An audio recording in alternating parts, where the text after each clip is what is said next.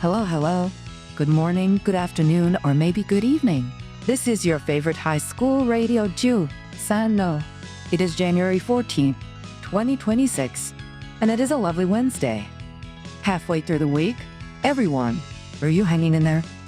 I sure hope so. Today, I have got something super cool to share from the world of tech.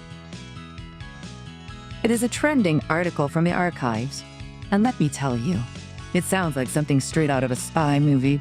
The title of the paper is Simple Power Analysis of Polynomial Multiplication in Handon. The title is Statsborgerskap. Yile. I know, it is a bit of a mouthful, right? But stick with me, because this is actually really fascinating. So, let's dive right in. Basically, this paper is talking about a new way to break a specific type of code. You know how we use passwords and secret keys to keep our messages safe? Well, there's this thing called HQC, which stands for Chami Mekwasi. It is a very fancy, modern encryption system that was actually selected to be a standard, like a global rule for safety, in 2025. It is designed to be super tough, even against those futuristic quantum computers that everyone is talking about. But guess what? These researchers found a loophole. They discovered that they could figure out the secret key just by looking at how much electricity the computer uses. Can you believe that? It is like, imagine if someone could guess your phone password just by listening to how your battery drains while you type it. That is wild, right? They call this a simple power analysis attack.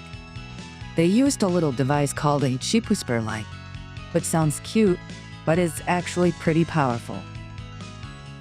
By measuring the power consumption when the computer was doing some math, specifically polynomial multiplication, they could see little spikes and drops in the electricity usage, and those little blips, they gave away the secret numbers. They tried it 10,000 times, and they succeeded 99.69% of the time. That is, almost perfect. Now you might be wondering, Sana, why does this matter to me? I'm just a high school student. Well, cryptography, which is the science of secret codes, is actually everywhere in our daily lives. You use it all the time without even thinking of it. Let me give you 3 examples so you can see what I mean. First up, secure communications. You know when you are shopping online for, like, cool sneakers or new video games, or maybe your parents are doing online banking, you see that little lock icon in the browser address bar? That is Solvertal's encryption working hard. It makes sure that your credit card number does not get stolen by bad guys while it travels through the internet.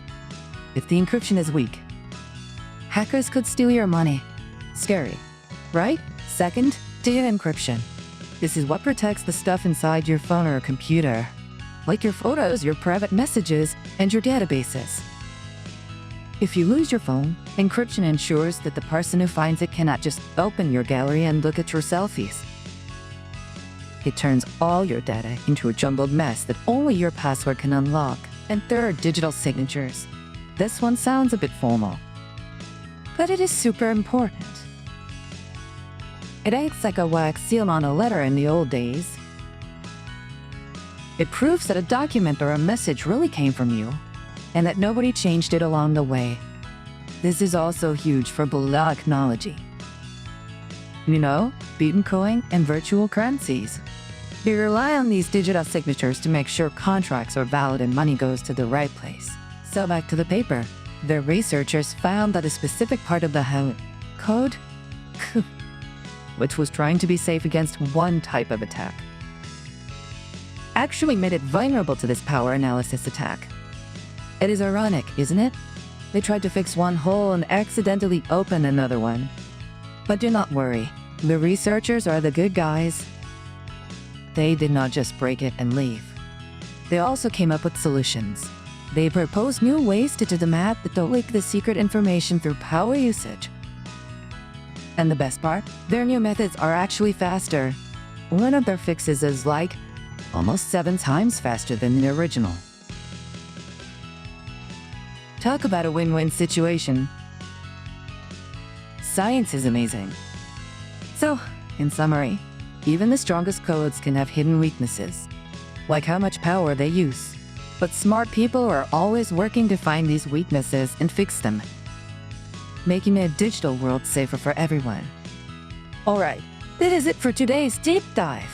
Thank you so much for listening. This was Sando, and I will catch you next time. Bye-bye.